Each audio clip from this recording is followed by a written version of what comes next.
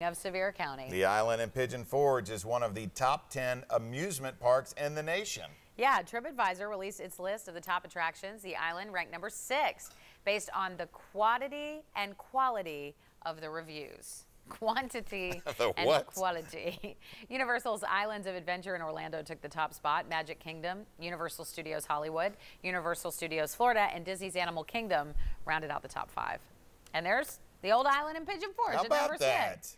Up there with some pretty stiff competition, I'll say. I will too. Congratulations to them. 6:30.